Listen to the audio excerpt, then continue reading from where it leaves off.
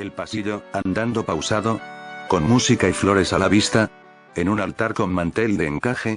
Si bien la comida, como es preceptivo en la Santa Iglesia Católica, es una hostia regada con unas lágrimas de vino, servida por un sacerdote que sustenta su fe y su autoridad en preguntarse lo menos posible respecto a unos textos a los que besa tras leer algún pasaje.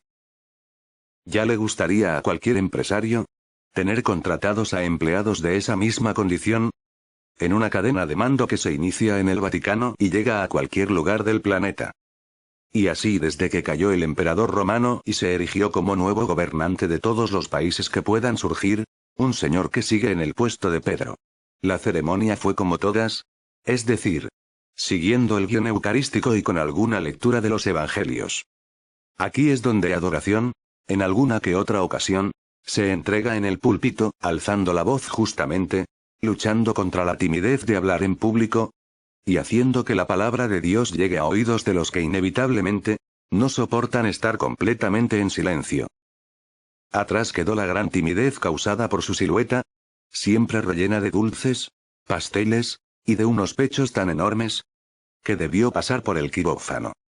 La nueva figura le devolvió gran autoestima, y probablemente mayor cantidad de pretendientes.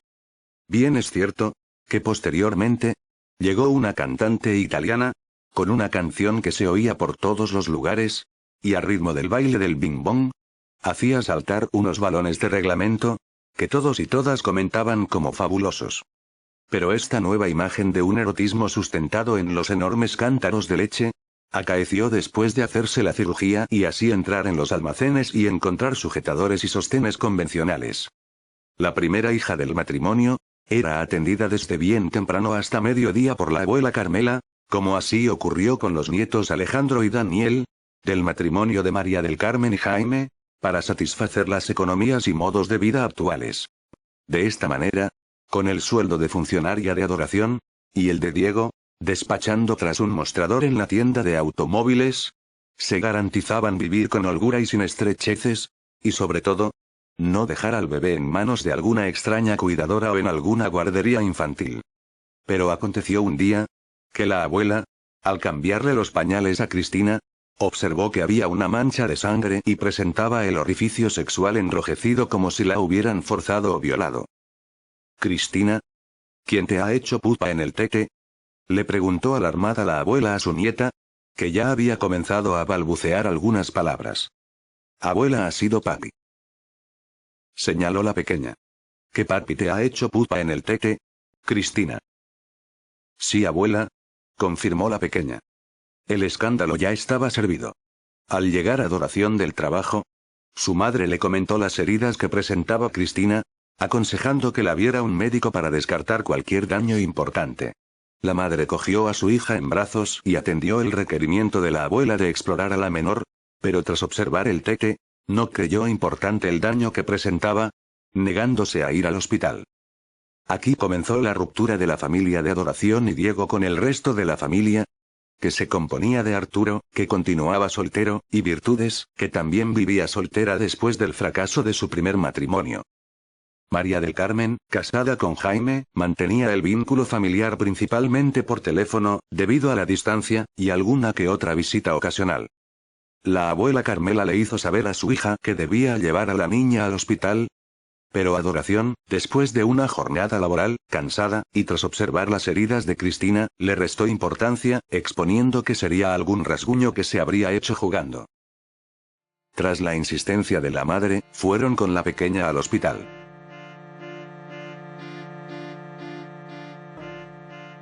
También iría Virtudes. Unas exploraciones del médico arrojaron que vigilase con quien jugaba la menor. Tori nunca admitiría las declaraciones que Cristina arrojó a su abuela respecto al aspecto en el tete. La menor, asustada, tras el revuelo de acusaciones, forcejeos y traslado al hospital, aunque muy pequeña todavía, quedaría marcada de por vida, ya que continuarían las acusaciones sin que Adoración pusiese esos hechos en conocimiento de las autoridades. Su madre le ofreció incluso que abandonase el hogar familiar y se quedase allí con ella, junto con los menores. Virtudes iría al hogar familiar de su hermana y Diego. Ya había nacido Dieguito, y las necesidades de ayudas en la crianza eran necesarias, así como la vigilancia debido a las acusaciones anteriormente expuestas. Arturo fue nuevamente padrino del segundo hijo de Adoración, en el bautismo. Apoyándose nuevamente en su hermano menor como garante de la fortaleza varonil que Arturo padre no podía ejercer al haber fallecido con anterioridad. Pero sobre la relación de su hermana con Diego, su esposo, fue cauteloso debido a la gravedad del asunto. Virtudes, dices que estabas en el sofá del salón viendo la tele, y llegó la niña, Cristina de la planta de arriba de la casa y al sentarse junto a ti y levantarse, dejó una mancha en el sofá. ¿Pero qué clase de mancha?, le preguntó Arturo. Sí, algo pegajoso. La niña duerme con el padre en la misma cama, e incluso se duchan juntos desnudos. Le comentaba a su hermano, tras llegar de cuidar a los pequeños, del hogar familiar de Diego y Adoración. ¿Algo pegajoso?, insistió el menor de los 4 hijos de Carmela. Y conocedor de las acusaciones, preguntó buscando una confirmación. ¿Blanquecino como el semen?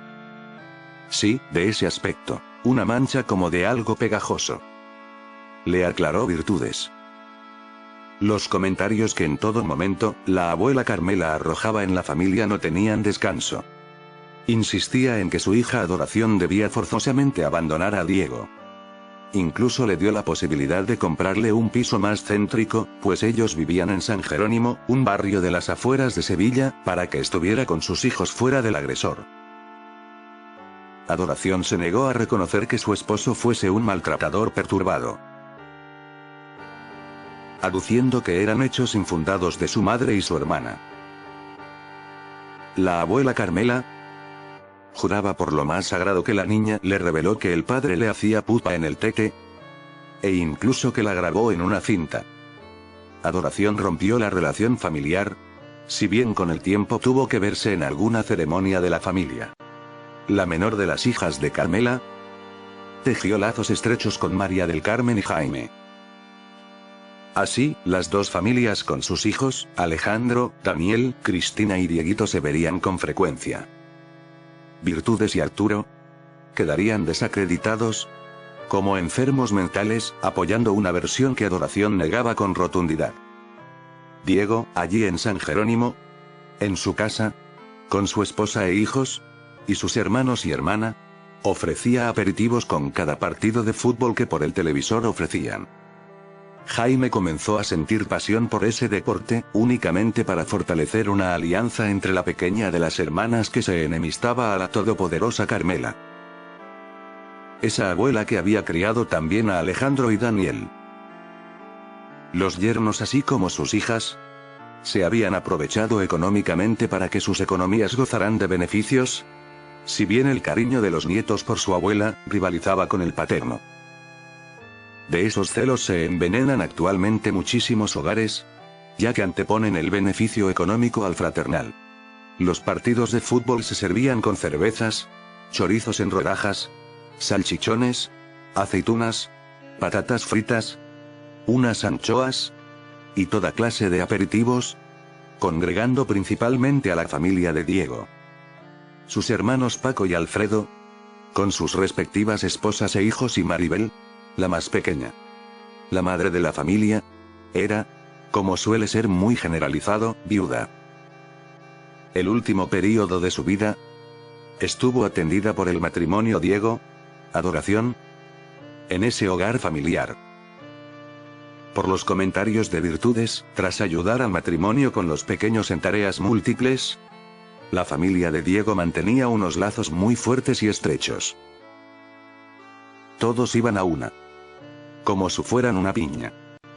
Pero en la crítica no introducía un matiz de reciprocidad fraternal como exponente de salud familiar, de colaboración sana y ayuda entre unos y otros, sino equiparándolos al colectivo étnico de raza gitana. Así se apoyaba en la descripción de esta manera. Arturo, la familia de Diego, son una piña, como los gitanos. ¿Cómo los gitanos? Le preguntaba su hermano tras prestar oídos a quien se enfrentaba yendo al hogar de un cuñado que había sido acusado de abusar sexualmente de su hija Cristina. Sí, aquello es una gitanería. A Dory la tienen como a una criada, únicamente en la cocina, preparando aperitivos para servirlos mientras están viendo los partidos de fútbol. Dan unas voces espantosas que asustan incluso a los pequeños. Pero el fútbol es así, le indicaba su hermano. Y Virtudes insistía en la crítica. Es que son violentos. Yo creo que nuestra hermana vive asustada, como atemorizada, sin atreverse ni siquiera a rechistar. ¿Cómo quieres tú que esté después de las acusaciones tan graves que se han arrojado? Le indicó Arturo, que sentía una vinculación especial por Adoración, arrastrada ya desde la infancia, allí de pequeños en la granja, como compañera de juegos infantiles y además por ser el padrino de Dieguito, el menor de sus hijos. Al oír cualquier comentario de Virtudes, tras llegar del hogar de San Jerónimo, de darle una vuelta a su hermana, Carmela, la madre, enérgicamente, advertía.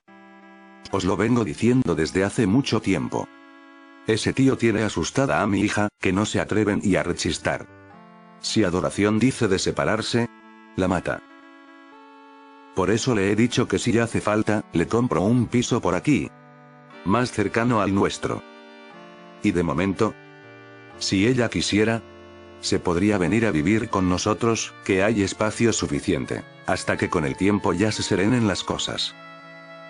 Pero como ella no se atreve a quitarse ese verdugo, ¿qué más puedo hacer yo?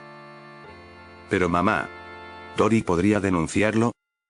¿Por qué no lo hace? Preguntaba a Arturo, intentando encauzar una situación tan delicada. Mira, hijo, si tu hermana lo denuncia, ese tío la mata. Dory debe coger a los niños y venirse aquí, con nosotros. Y después ya se irán viendo las cosas. Pero de momento, lo más importante es que no abuse de sus hijos. ¿No ves que se meten en la bañera juntos, desnudos, a jugar, y el tío se acuesta a la siesta con los niños en la cama?